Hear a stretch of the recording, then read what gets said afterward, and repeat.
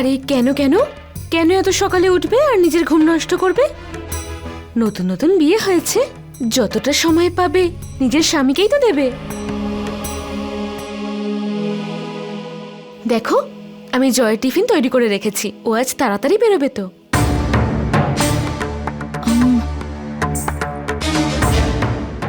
কোথাও যাচ্ছে নাকি ও?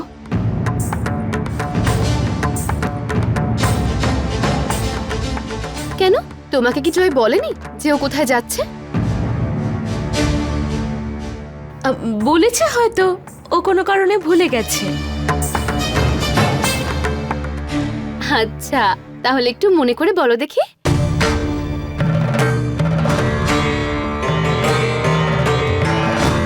কি হলো, মনে পড়ছে না একদম? নাকি কাল রাত থেকে তোমাদের মধ্যে কোনো কথাই হয়নি? শিখা, কি সব বলছিস তুই? আরে আমি তো আমার ছোট যার সাথে একটু মজা করছিলাম। এটা কিন্তু আমার অধিকার, তাই না? ঠিক তো? আচ্ছা, মনে পড়লো তোমার?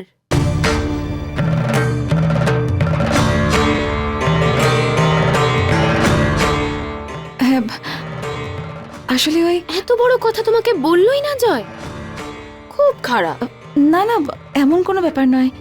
ও বলেছিল যে ওহো কবিতা, আমি তো তোমাকে বলেছিলাম যে আজ থেকে আমি আদেশ দাদার সঙ্গে দোকানে যাব, আর তুমি তো আমাকে তার জন্য অল দ্য বেস্ট বলেছো। ভুলে গেছো নাকি? হ্যাঁ হ্যাঁ, নতুন নতুন বিয়ে হলে মাঝে মধ্যে এরকম হয়, অনেক কিছুই ভুলে যায় মানুষে। কবিতা, আমার শার্টটা পাচ্ছি না, তুমি একটু এসে দেখো না। হ্যাঁ হ্যাঁ, যাও। প্রথমে শার্ট পাবে না, তারপরে বোতামও ভাঙা থাকবে। যাও, আমরা এখানে সব সামলে নেব।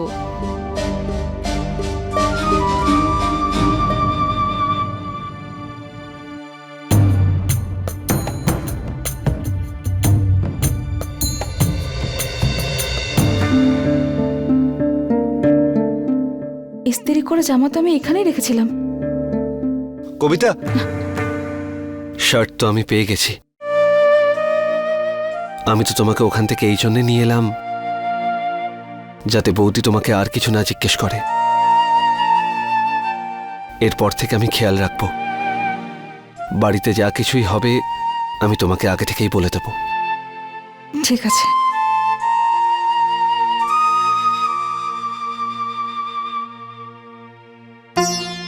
শার্ট আমি নিয়ে নেব। কোনো ব্যাপার নয়, এটা আমার কাজ। আর এরপরেও যদি কোনো প্রয়োজন হয় আমাকে আগে থেকে বলবেন।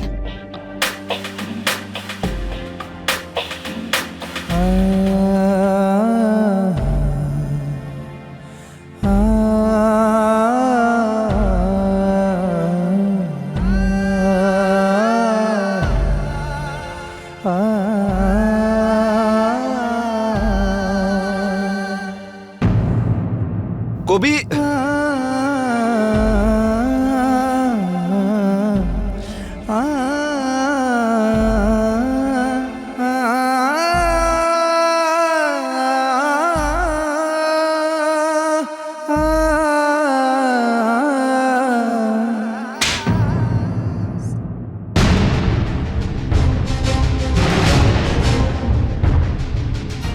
এটা তো কবিতার পার্সোনাল ডায়েরি। জয়, আরে তাড়াতাড়ি আয়, জল খাবার খেয়ে বেরোতে হবে তো। হ্যাঁ হ্যাঁ দাদা, আসছি। কবিতা তো এখন নিজেকে বাড়ির কাজের মধ্যেই ব্যস্ত রেখেছে, কিন্তু কষ্ট তো হয়েছে নিশ্চয়ই। হ্যাঁ, কবিতা হয়তো আমাদের কথাতে কষ্ট পেয়েছে,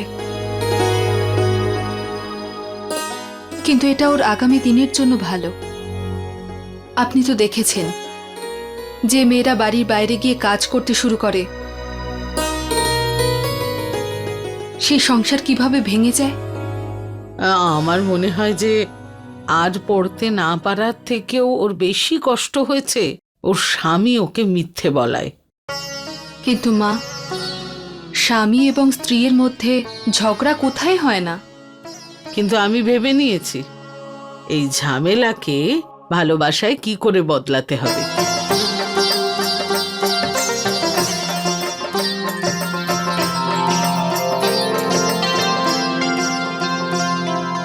আমার খুব মুশকিল মা। আমার ডিউটি সকাল 10টা থেকে শুরু করে রাত 8টা পর্যন্ত থাকে, জানো তো। আরে বাবা, তখন ওর বিয়ে থা কিচ্ছু হয়নি, এখন ওর কত দায়িত্ব এসেছে, পায়ে শিকল পড়েছে ওর, এখনো বসবে, কাজও করবে। কিন্তু আজ সন্ধেবেলা একটু তাড়াতাড়ি ছেড়ে দিস। তাড়াতাড়ি কেন? কারণ আমি বলেছি। কারণ আজ সন্ধেবেলায় আমার নাতি নিজের বউকে নিয়ে সিনেমা দেখতে যাবে।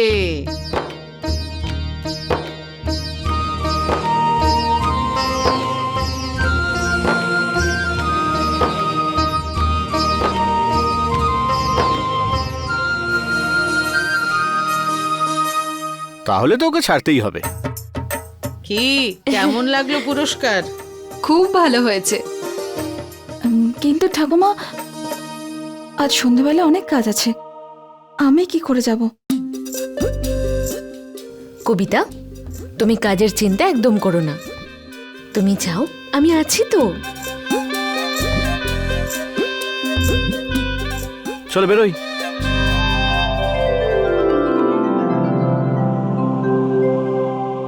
বেঁচে থাক, সফল হ। বেঁচে থাক।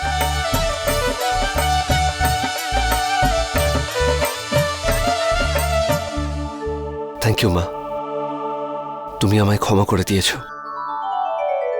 বড় কাজ তো কবিতাই করলো, তোকে ক্ষমা করে দিয়ে। তো স্ত্রীকে খুশি রাখার দায়িত্ব এবার কিন্তু তোকেই নিতে হবে, মনে রাখিস। হ্যাঁ। আরে দাঁড়া,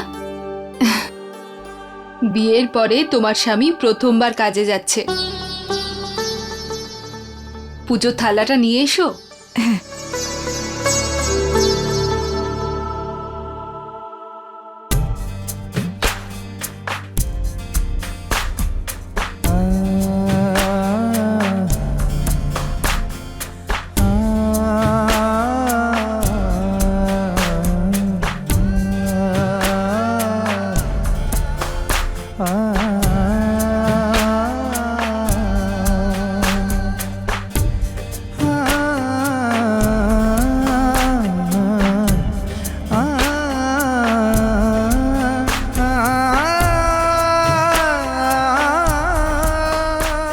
থ্যাংক ইউ।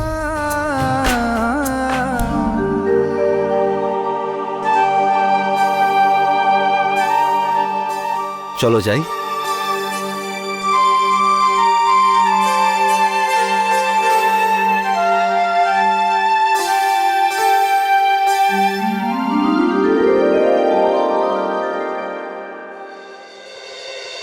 কবিতা, সংসার সামলানো ছোট কাজ নয়, কিন্তু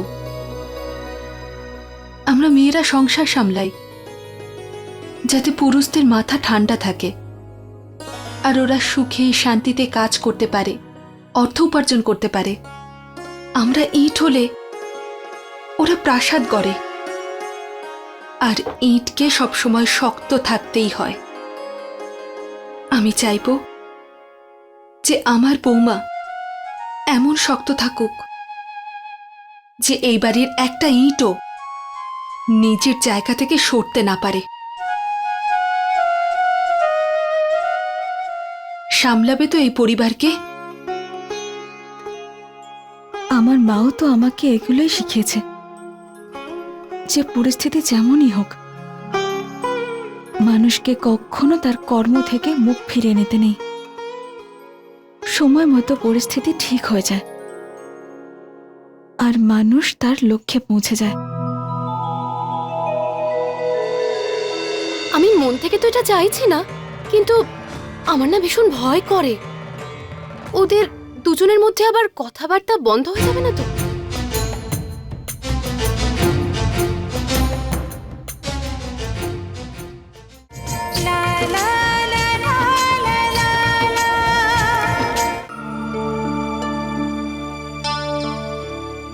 আমি আপনার সঙ্গে কোথাও যেতে চাই না। আমি মায়ের সঙ্গে দেখা করে আসি, আর আপনি কোথাও থেকে ঘুরে আসুন। এখন 3:30 বাজে। 6টার সময় মানে 2.5 ঘন্টা পর আমরা এখানে দেখা করব।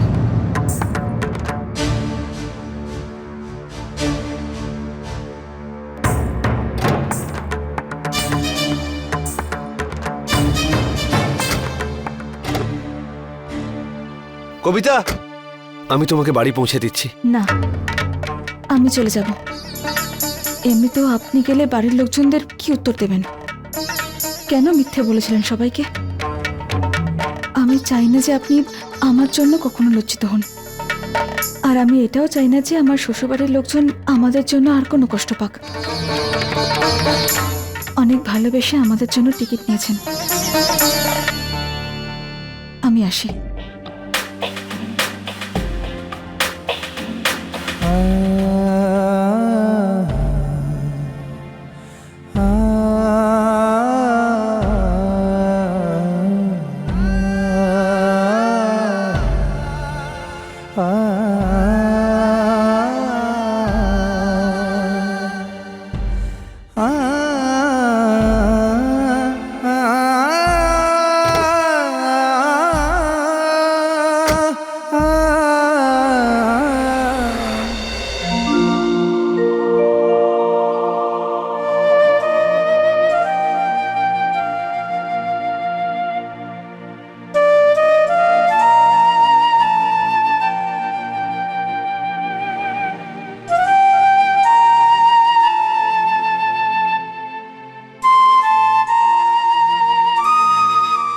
আজকের তারিখ 18ই মে।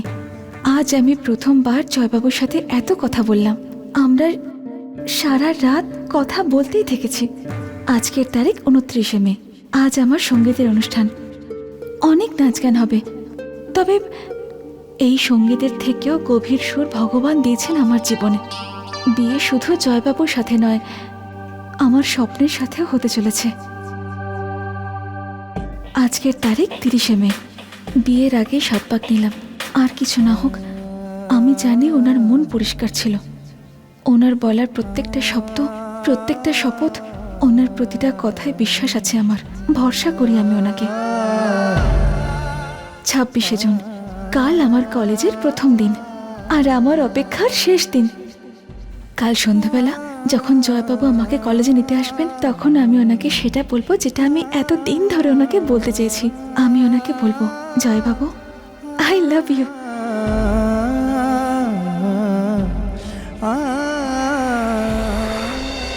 হ্যাঁ হ্যাঁ, বলে দেব। ঠিক আছে, আচ্ছা ঠিক আছে, নমস্কার।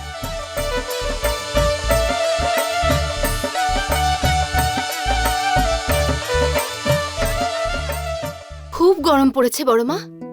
বৃষ্টির পরে রোদ উঠেছে তো, আমি আপনার জন্য ঠান্ডা শরবত নিয়ে এলাম।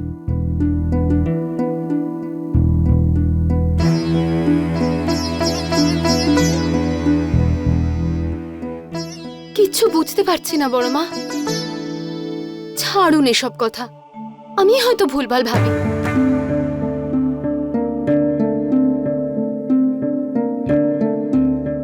বসো।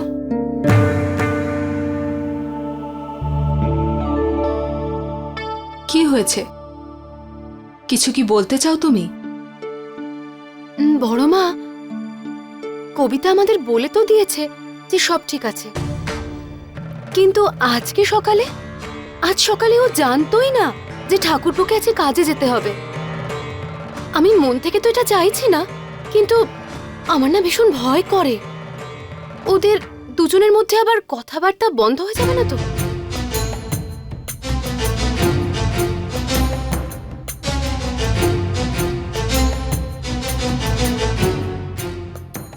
আর আজ সিনেমা দেখতে যাওয়ার কথা শুনে আপনি খেয়াল করেননি যে কবিতা একদমই যেতে চাইছিল না?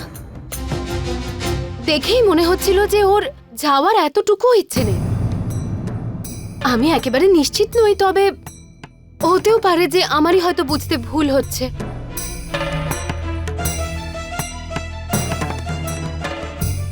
না না, আমার মনে হয় না সেরকম কিছু। এরকম স্বামী স্ত্রীর মধ্যে তো একটু আধটু কথা কাটাকাটি হয়, সময়ের সাথে সাথে সবকিছু ঠিক হয়ে যাবে, সব ঠিক হয়ে যাবে।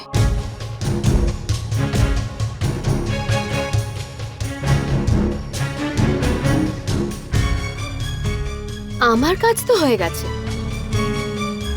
বীজ পুঁতে দিয়েছি, এবার ফলও ঠিক হবে। আর সেই ফল এসে পড়বে ছোট জায়ের মাথায়। জানা ফিরে তুই ক্লাসরুমে। কবিতা, তুই কেন এসব করছিস? আমার জন্য এটুকু করতে পারবি না? তোর জন্য আমি প্রাণও দিতে পারি।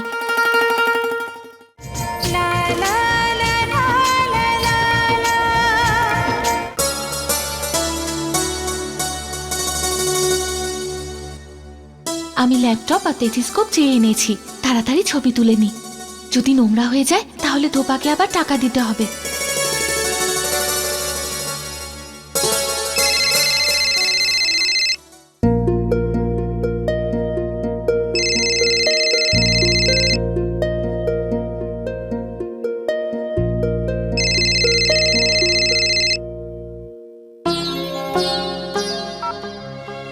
আরে তুই, তোর ব্যাপারই ভাবছিলাম। কেন? এমনি কলেজে তুই খুব মিস করছিলাম তোকে। আমি তো ডাক্তারি পড়তেই চাইনি বলতো, আমি শুধু তোর জন্য অ্যাডমিশন করেছিলাম। আর তুই, শোন না, একবার তোর শাশুড়ির সঙ্গে কথা বলে দেখি, ভালো করে বোঝালে উনি নিশ্চয়ই বুঝবেন। না, ওনাকে বোঝানোর কোনো প্রয়োজন নেই, আমি নিজেকে বুঝিয়ে নিয়েছি। আর সব স্বপ্ন পূরণ হবে এমন কোনো কথা আছে নাকি? তুই আছিস তো? আমার হয় তুই স্বপ্ন সফল কর, আমার কাছে ওটাই যথেষ্ট। তোর কি কষ্ট হচ্ছে না? দুঃখ কিসের? আপনজনরা তো খুশি। আমি তো জানি, যখন আমরা ছোট ছিলাম তখন পুতুল দিয়ে না খেলে ডক্টর, হসপিটাল এসবই খেলেছিস তুই। আর এখন ঘর কন্যা খেলার পালা। কবিতা, তুই তরুণা, আমি বললাম তো, আমার হয় তুই স্বপ্ন পূরণ কর, সেটাই যথেষ্ট আমার কাছে। আচ্ছা চল, বলতো আমাকে, কেমন কলেজটা? ল্যাব কেমন? আর টিচাররা কেমন? এখানে সবকিছু খুব ভালো। আর তুই জানিস, ক্লাসরুমের বাইরে নোটিশ বোর্ডে তোর নামও লেখা আছে, পিএমটি টপার কবিতা বানসাল। আচ্ছা, আরো কিছু বল না। আমি কলেজ যেতে পারিনি তো কি হয়েছে? তোর চোখে দেখে নেব। কবিতা, আমি বল না, জানা ফিরে তুই ক্লাসরুমে। কবিতা, তুই কেন এসব করছিস? আমার জন্য এটুকু করতে পারবি না? তোর জন্য আমি প্রাণও দিতে পারি।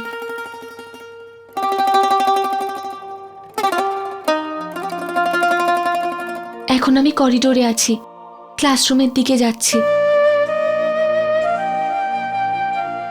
আমি এখন ক্লাসরুমের বাইরে দাঁড়িয়ে আছি। আর তুই জানিস, নোটিশ বোর্ডে ওয়েলকাম নোটও লেখা আছে, SMS medical college, welcome PMT topper Kavita Bansal. আচ্ছা বল, আমার রোল নাম্বার কত? রোল নাম্বার 10, আর লিস্টে 1024। বাই তরুণা। বাই। কেউ? নিধি। তোর মনে আছে, এন্ট্রান্সের নোট নিয়েছিল তোর কাছ থেকে? ও সিলেক্ট হয়ে গেছে। এবারে আমি ল্যাবের দিকে যাচ্ছি, একদম ল্যাবের কাছে আছি, H2SO4। কিছু মনে পড়ছে?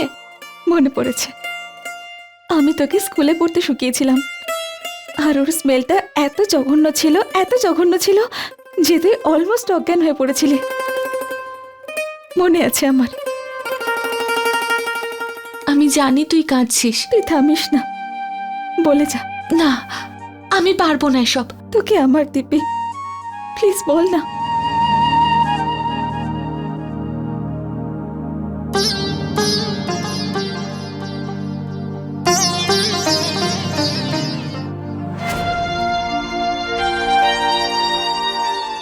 ডাক্তারি পড়া শুধু স্বপ্ন ছিল না, জীবন ছিল তোমার। আর আমি না, এরকম আমি করতে পারি না। আমার তো ভালোবাসা দেওয়ার কথা ছিল, কিন্তু আমি তোমার জীবনের স্বপ্ন আর সব ইচ্ছেগুলো কেড়ে নিলাম। কথা দিচ্ছি আমি তোমাকে কবিতা, তোমার সব স্বপ্ন আমি তোমাকে ফিরিয়ে দেব।